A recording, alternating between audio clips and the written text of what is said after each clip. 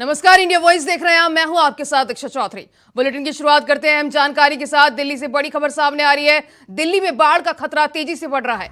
यमुना का जलस्तर 207.55 पर पहुंच गया है। पिछले 45 साल का रिकॉर्ड टूटा है। 1978 में 207.49 पहुंचा था यमुना का जलस्तर। सीएम अरविंद केजरीवाल ने इसको लेकर बैठक बुलाई है। तो इस वक्त की अहम जानकारी आपके साथ साझा कर रहे हैं। यमुना का जलस्तर 207 पे पहुंच गया है, जिसको लेकर आज अरविंद केजरीवाल ने मीटिंग बुलाई है। तो पिछले 45 साल का रिकॉर्ड टूटा है। आपको बता दें, दिल्ली में यमुना नदी ने सारे रिकॉर्ड तोड़ दिए हैं। जलस्तर 1978 के रिकॉर्ड स्तर से ऊपर पहुंच गया है। खतरे का निशान तो सोमवार को ही क्रॉस हो गया था। दिल्ली के निचले इलाकों में पानी भर चुका है। दिल्ली पुलिस ने एहतियात के तौर पर दिल्ली के बाढ़ग्रस्त इलाकों में धारा 144 लागू कर दी है। तो इस वक्त की अहम जानकारी आपको बता रहे हैं। दिल्ली और एनसीआर में मानसूनी बारिश आफत बनकर बरसी है। अभी भी कई इलाकों में बारिश की चेतावनी है। हालांकि मौसम विभाग ने कहा है कि दिल्ली में 2 दिनों तक बारिश से राहत रहेगी, लेकिन फिर एक बार बारिश बढ़ेगी। तो आपको बता दें, यमुना नदी का जलस्तर लगातार बढ़ रहा है। यमुना का पानी बढ़ने से कई इलाकों में बाढ़ जैसे हालात पैदा हो गए, जिसके बाद लोगों को सुरक्षित इलाकों में शिफ्ट किया जा रहा है। तो यमुना का जलस्तर 207.55 पर पहुंचा है। पिछले 45 साल का रिकॉर्ड टूटा है। 1978 में 207.49 पहुंचा था।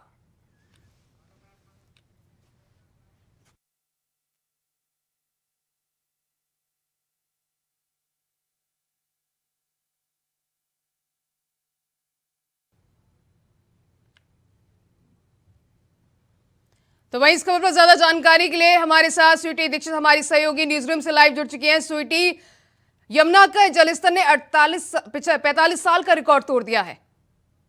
बिल्कुल 45 साल का रिकॉर्ड तोड़ चुका है। और देखिए दीक्षा, इसी बात से पता चलता है, क्योंकि अब राजधानी में यह हालत हो गई है कि घर से निकलने से पहले आपको एक नाव बुक करा लेनी चाहिए, क्योंकि जो हालत यमुना स्तर के जो लेवल की हुई है वो काफ़ी ज़्यादा बढ़ी है। 45 साल बाद ये दर्ज की गई है। और ऐसे में आपको बता दें कि अगर 45 साल पहले की बात की गई थी तब 207.49 दर्ज की गई थी, और ऐसे में 207.55 इस बार रिकॉर्ड की गई है। और देखिए, उसके आसपास के इलाकों में जल जमाव इतना ज्यादा हो चुका है, घरों के अंदर पानी भर चुका है कि लोगों को समझ नहीं आ रहा कि वो जाए तो कहां जाए। सरकार की तरफ से कोई सहायता नहीं दी जा रही है। वो तस्वीरें लगातार अपने दर्शकों के साथ हम साझा करेंगे, किस तरीके से लोग मजबूर हो चुके हैं छत के ऊपर दिन गुजारने के लिए। और वो तस्वीरें जो निकल के सामने आ रही है, वो साफ तौर पर बताती है कि लोग अपना किस तरीके से जनजीवन वहां पे उनका अस्त व्यस्त होते हुए नजर आ रहा है। किस तरीके से वहां पे दिनचर्या है जो उनकी किस तरीके से गुजारा हो रहा है। बच्चों की बात की जाए, देखिए सुबह सवेरे उठ के जब वो दूध लेने के लिए जाते हैं तो यहाँ तक उनकी पानी जो है वो भरा हुआ नजर आता है। दीक्षा, स्वीटी, इससे पहले केजरीवाल ने आज मीटिंग बुलाई है, हाई लेवल मीटिंग बुलाई है। इससे पहले अरविंद केजरीवाल ने कहा था कि यमुना का जलस्तर नहीं बढ़ेगा। वहीं आपको बताऊं स्वीटी, कल एलजी ने भी प्रभावित इलाकों का दौरा किया था, लेकिन उसके यमुना का बावजूद भी जलस्तर जो लगातार बढ़ रहा है, इससे साफ तौर पे बता दें आपको कि हरियाणा से हथनी कुंड बैराज से पानी छोड़ा गया है। और ये पानी जो छोड़ा गया, इसके बाद से जलस्तर में बढ़ाव देखने को मिला है और ये बढ़ा है। इसी के साथ बता दें कि एलजी और सरकार में जो तकरार हर मुद्दे पे देखने को मिलते हैं वो इस बार भी बरकरार। हमने देखा पिछले दिनों किस तरीके से यमुना के जो आसपास वाले इलाके हैं दीक्षा, वहां पे एलजी गए थे मुआयना करने के लिए। और उस समय एलजी का बयान निकल के सामने आया था कि दिल्ली की सरकार हर एक चीजों के ऊपर अपना पूर्ण समर्थन दे रही है, लेकिन जहां पे उनको जिस मुद्दे को उठाना चाहिए वो हो नहीं रहा। सीवरेज की सफाई नहीं हो रही, नालों की सफाई नहीं हो रही और कई सालों से सफाई नहीं हो रही, जिसके बाद से दिल्ली की ये दुर्दशा नजर आ रही है। दिल्ली के पहुंच एरिया की बात कर लेते हैं। यहाँ पे दिल्ली के पहुंच एरिया की तस्वीरें भी आपने भी देखी होगी, चाहे रोनी की बात की जाए या इंडिया गेट, जो कि सबसे व्यवस्थम इलाका होता है, वहां पे किस तरीके से सड़क धंस गई थी। सवाल ये उठता है कि सड़क धंसाव का कारण क्या है। अगर ये सड़क धंसाव का कारण दिल्ली की सरकार है तो दिल्ली सरकार क्यों नहीं मॉनसून के पहले जो है वो सतर्क नजर आती है। हर बार ये इस तरीके का ठिकरा दूसरों के सर पे नहीं फोड़ा जा सकता, क्योंकि हमने देखा था अरविंद केजरीवाल ने जब पिछले दोनों प्रेस कॉन्फ्रेंस की थी, उन्होंने कहा था कि इस बार जिस तरीके से बरसात आई है और उस बरसात के मद्देनजर दिल्ली जो है उतनी क्षमता पूर्वक नहीं है, इसलिए दिल्ली के ऊपर ये बरसात हावी हुआ है, इसलिए जल जमाव हुआ है। पीडब्ल्यूडी मंत्री के घर की भी तस्वीरें हमने साझा की थी। और इस समय जब हमने देखा था, जब दिल्ली के गड्ढे में दिल्ली के इंडिया गेट में जो गड्ढा हुआ है वहां पे जिसकी जानकारी दी गई, वहां के विधायक को तो तुरंत सौरभ भारद्वाज वहां पे पहुंचे थे। सौरभ भारद्वाज वहां पे खड़े होकर उन्होंने गड्ढे को ठीक कराया था ताकि इसको कोई नेगेटिव ना ले जाए।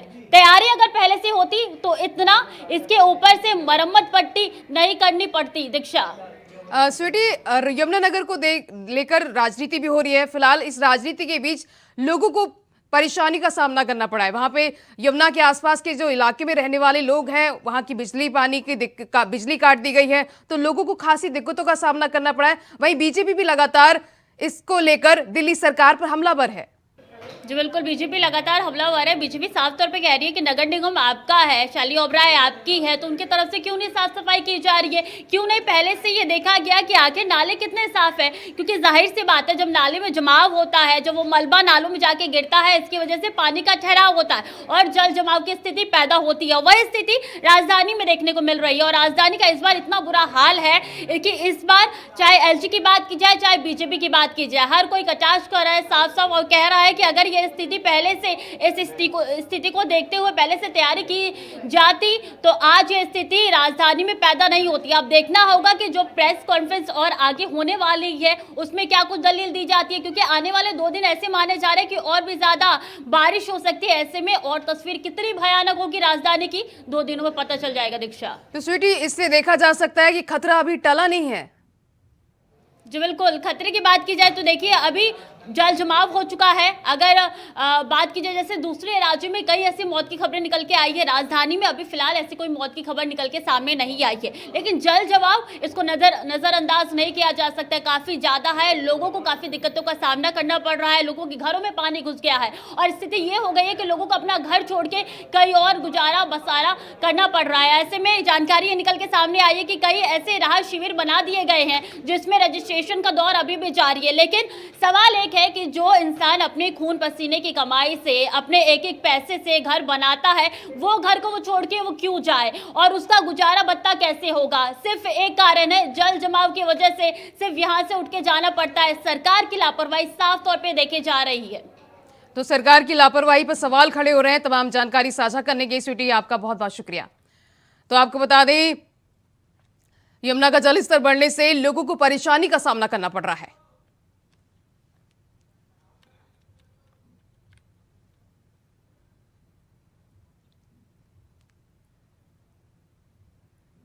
तो पिछले 45 साल का रिकॉर्ड टूटा है। यमुना का स्तर जल बढ़ने से लोगों को खासी दिक्कतों का सामना करना पड़ रहा है। लोगों को रेस्क्यू करके सुरक्षित स्थानों पर पहुंचाया जा रहा है, जिसको लेकर आज अरविंद केजरीवाल ने भी हाई लेवल मीटिंग बुलाई है। इस दौरान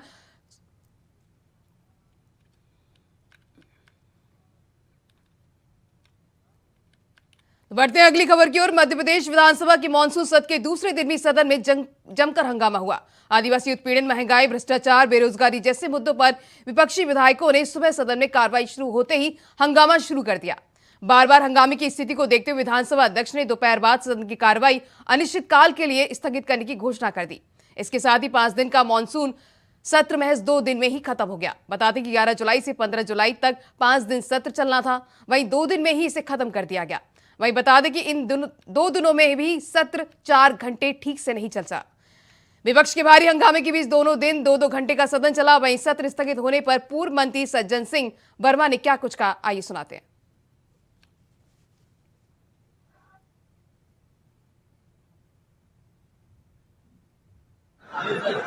सदन में प्रवेश कर रहा था उस समय मैंने मीडिया से चर्चा में ये बात इंगित कर दी थी।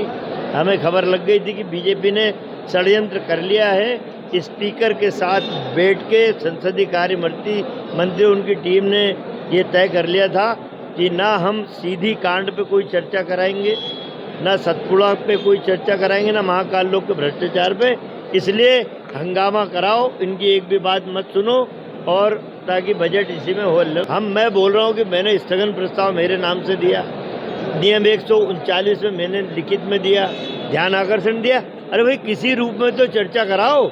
आप चर्चा करानी नहीं चाहते ना कि आपने इतना भ्रष्टाचार में आकंठ डूबी है सरकार की, चर्चा कैसे कराएगी?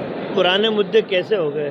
8 दिन पहले सीधी में आदिवासी युवक के साथ घटना होती है, 1 महीने पहले सतपुड़ा में भ्रष्टाचार की फाइल जला दी जाती है, महाकाल लोक में 1.5 महीने पहले धर्म के आड़ में आप भ्रष्टाचार कर रहे हो। ये क्या पुरानी घटनाएं हो गई? क्या इन पे हम विपक्ष मौन हो जाएगा? तुम्हारे भ्रष्टाचार को मिट्टी में दबा दे क्या? हमारी मांग थी कि जो आदिवासियों पर अत्याचार किया जा रहा है, इस पर हम स्थगन प्रस्ताव लाए। ये स्थगन प्रस्ताव नहीं मानते, पर चर्चा के लिए तो तैयार हो जाते। ये तो चर्चा के लिए भी तैयार नहीं। ये महाकाल का इतना बड़ा घोटाला, उसकी चर्चा के लिए नहीं तैयार। आग लगी, कितनी सारी आग लगी, उस पर चर्चा के लिए तैयार नहीं। महंगाई पर, बेरोजगारी पर, पूरे प्रदेश में अव्यवस्था, ये किसी चीज पर चर्चा करने को तैयार नहीं है। ये सदन का सामना तो छोड़िए, आज तो हालात है कि ये प्रदेश का सामना भी नहीं कर पा रहे हैं।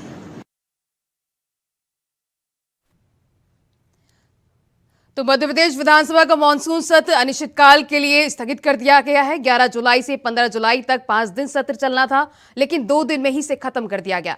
इन 2 दिनों में भी सत्र 4 घंटे से भी ठीक नहीं चला। तो विपक्ष के भारी हंगामे के बीच दोनों दिन 2-2 घंटे ही सदन चला।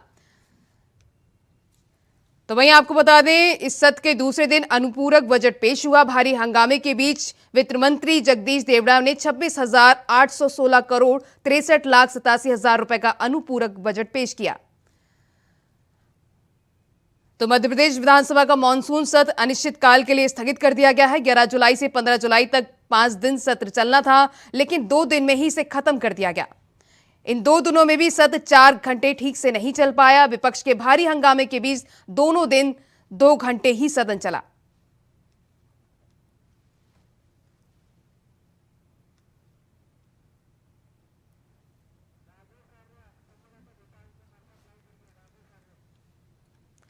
तो वहीं इस खबर पर ज्यादा जानकारी के लिए फोन लाइन पर राजेश आर्य हमारे साथ जुड़ गए हैं। राजेश आर्य, चुनाव से पहले आखिरी मानसून सत्र सिर्फ 2 दिन ही चला, क्या जनता का पैसा का दुरुपयोग किया जा रहा है? जी बिल्कुल, मैं आपको बता दूं कि आज विधानसभा सत्र जो था, जो 5 दिन चल रहा था, वो 2 दिन के अंदर ही खत्म कर दिया गया। ये हंगामे की भेंट ये सत्र इस बार चढ़ गया है। मैं आपको वही बता दूं कि 2 घंटे भी जो है कि ये सत्र नहीं चल पाया है। वहाँ पर आपको बता दूं कि विधानसभा सदन के अंदर वित्त मंत्री जगदीश देवड़ा ने 26,800 करोड़ के लगभग का जो बजट था, अनुपूरक बजट, वो उन्होंने पेश कर दिया। हंगामे के बीच ही प्रस्ताव पास होते गए। आपको बता दूं, आदिवासी भ्रष्टाचार जैसे बड़े मुद्दे, सतपुड़ा भवन में लगी हुई आग, वो सीधी आदिवासी पेशाब कांड को लेकर कांग्रेस ने जमकर हंगामा मचाया। सदन के अंदर जो है कि भगवान भोलेनाथ की तस्वीर को हाथ में लेकर जय जय भोलेनाथ के उन्होंने नारे लगाए। साथ ही विधानसभा अध्यक्ष गिरीश गौतम के असंधी के पास नीचे बैठकर उन्होंने जमकर हंगामा किया। और वहीं कांग्रेस का आरोप है कि कांग्रेस का आरोप ये लगाया है कि जो है कि सत्ता पक्ष जो है कि किसी भी विषय को लेकर चर्चा नहीं करना चाहता, क्योंकि उनके भ्रष्टाचार की पोल खुल जाएगी। हालांकि कांग्रेस एक बड़ा आरोप ये भी लगा रही है कि संसदीय कार्य मंत्री नरोत्तम मिश्रा और गिरीश गौतम जो विधानसभा अध्यक्ष है, इनने साठगांठ करके एक षड्यंत्र रचा है कि सीधी कांड जैसे बड़े मामले, आदिवासी पर अत्याचार जैसे बड़े मामलों पर जो है कि किसी भी प्रकार की उनकी चर्चा नहीं की जाएगी और हंगामे के बीच जो है कि बजट पेश कर दिया जाएगा। तो ये विपक्ष के हंगामे के चलते अनुपूरक बजट पेश कर दिया गया, तो क्या इसमें प्रश्नकाल पे कोई चर्चा वगैरह नहीं हुई? हाँ जी बिल्कुल, मैं बोल दूं तो उसमें ध्यान आकर्षण पे भी, जैसे कि सज्जन सिंह वर्मा जो कांग्रेस के मंत्री रहे हैं, उनका भी कहना है कि मैंने जो है कि महाकाल लोक के लिए उन्होंने ध्यान आकर्षण भी लगाया था, जिसके ऊपर भी उन्होंने चर्चा नहीं की।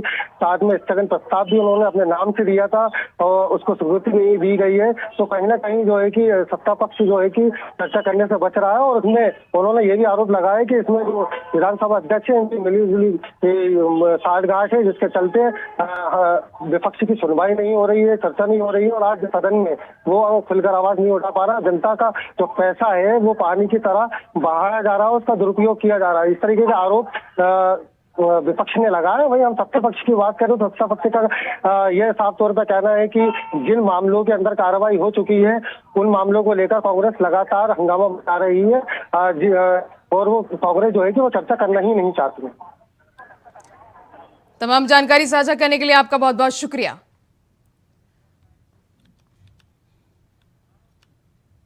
उधर भोपाल में कैबिनेट मंत्री इंदर सिंह परमार का गृह मंत्री अमित शाह के दौरे पर बयान सामने आया है, जहां उन्होंने आगामी चुनाव को लेकर पार्टी के वरिष्ठ नेताओं से चर्चा करते हुए कहा कि हमारा एक विजय संकल्प अभियान पूरा हो चुका है, चुनाव नजदीक है, इसलिए अब दूसरा कार्यक्रम बनने वाला है। तो वहीं झाबुआ में एसडीएम पर सख्त कार्रवाई की गई है।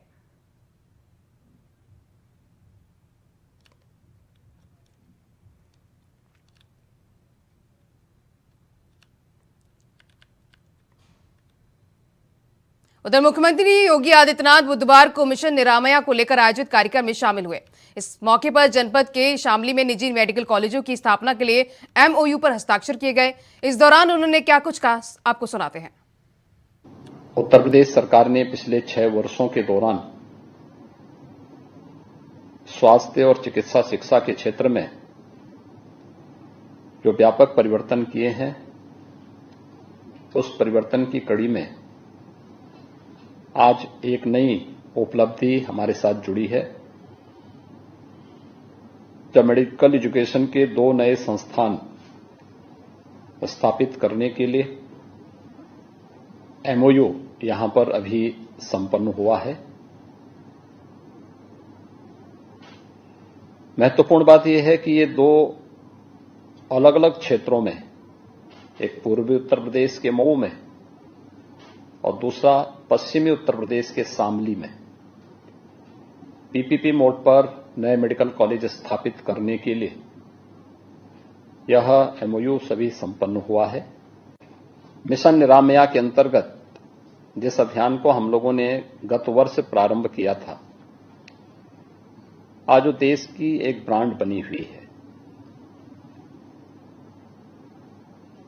मेडिकल के क्षेत्र में, स्वास्थ्य सुविधाओं के क्षेत्र में मैं बार बार इस बात को कहता हूं कि नर्सिंग और पैरामेडिकल का क्षेत्र उसका बैकबोन का काम करता है।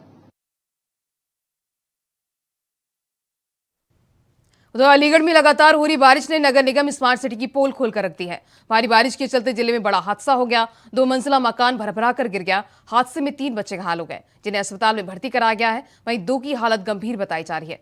बता दें कि भारी बारिश के चलते जगह जगह जलभराव की स्थिति पैदा हो गई, जिसके चलते पानी की निकासी न होने के कारण मकानों में दरारें पड़ रही हैं। वहीं स्थानीय लोगों ने नगर निगम पर गंभीर आरोप लगाए हैं। तो अलीगढ़ में भारी बारिश ने निगम की पोल खोल के दी है। इस दौरान 2 मंजिला मकान भरभरा कर गिर गया। इस हादसे में 3 बच्चे घायल बताए जा रहे हैं, जिनकी हालत 2 की हालत गंभीर बताई जा रही है। वहीं बच्चों को अस्पताल में भर्ती किया गया है। वहीं इस दौरान स्थानीय लोगों ने निगम पर गंभीर आरोप लगाए हैं।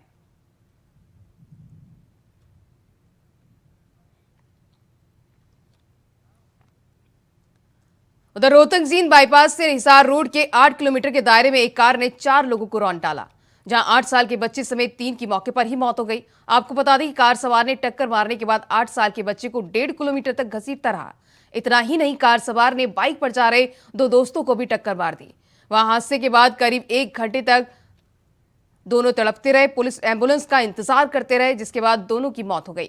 तो वहीं कार सवार आरोपी 3 को मौत के घाट उतारकर गाड़ी छोड़कर मौके से फरार हो गया, जिसके बाद पुलिस ने आश्वासन देते हुए कहा कि आरोपी को जल्द ही गिरफ्तार कर लिया जाएगा।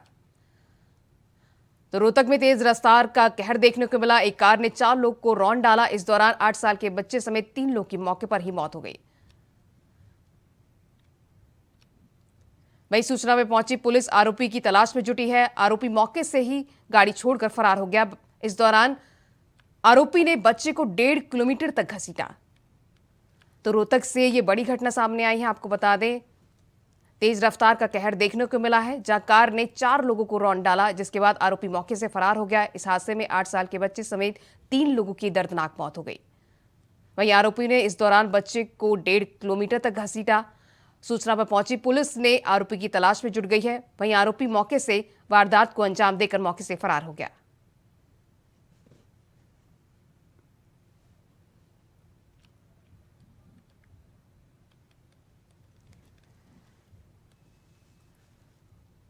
तो रोहतक से दर्दनाक घटना सामने आई है, जहां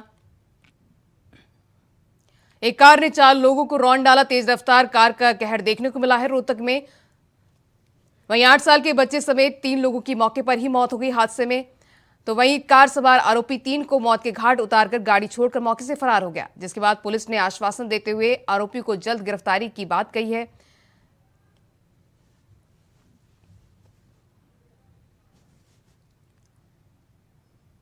तो रोहतक से दर्दनाक घटना सामने आई है, जहां पर रोहतक जींद के बाईपास से हिसार रोड के 8 किलोमीटर के दायरे में कार ने 4 लोगों को रौंद डाला।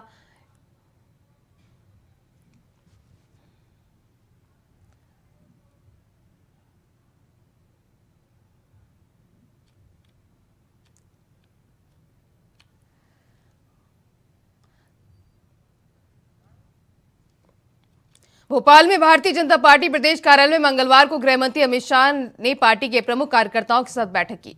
जानकारी देते हुए प्रदेश अध्यक्ष और सांसद विष्णुदत्त शर्मा ने कहा कि बैठक में अमित शाह ने आगामी विधानसभा चुनाव में विजय की रणनीति के साथ पार्टी की तैयारियों पर मंथन किया। साथ ही विष्णुदत्त शर्मा ने बताया कि बीजेपी आगामी विधानसभा चुनाव के लिए विजय संकल्प अभियान शुरू करेगी। इस अभियान में पार्टी पूरी ताकत के साथ जुटेगी।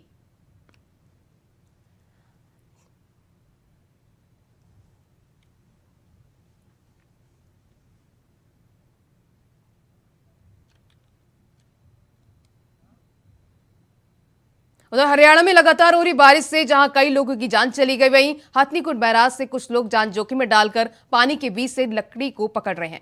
मौत के डर से दूर दर्जनों की संख्या में लोग लकड़ी को यमुना किनारे लगा रहे हैं। वहीं सिंचाई विभाग एक्सन विजय गर्ग का कहना है कि हमने लोगों को कई बार समझाया है, लेकिन लोग फिर भी नहीं मान रहे हैं। ऐसे में उनके खिलाफ सख्त कार्रवाई की जा सकती है।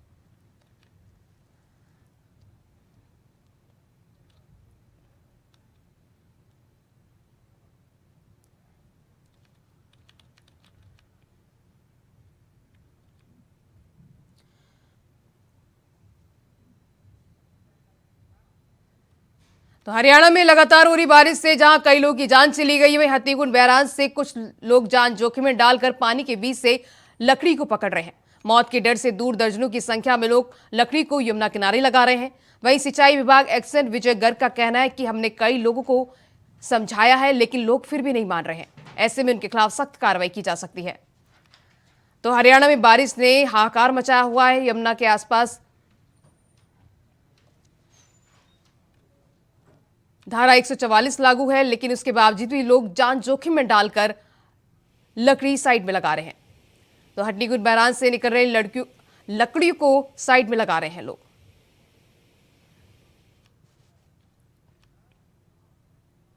उधर बिजनौर के किरतपुर के रहने वाले 5 दोस्त पिकनिक यात्रा कर लौट रहे थे। उसी समय कोटद्वार की एक नदी में डूब गए, जहां देर रात कार में सवार होकर वापस लौट रहे थे। बता दें कि कार तेज बहाव नदी में गिर गई, तो वहीं एक ने कार से कूदकर अपनी जान बचाई, तो एक को रेस्क्यू कर एसडीआरएफ टीम ने बचाया। फिलहाल एसडीआरएफ ने एक का शव बरामद कर जांच में जुटी है।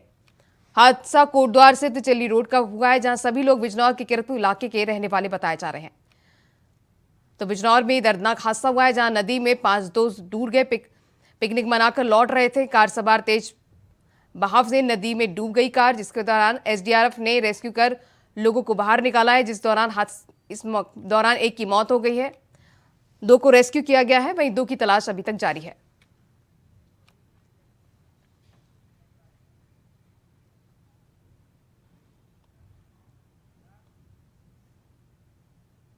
तो फिलहाल इस बुलेटिन में बस इतना ही। खबरें लगातार जारी हैं। नमस्कार।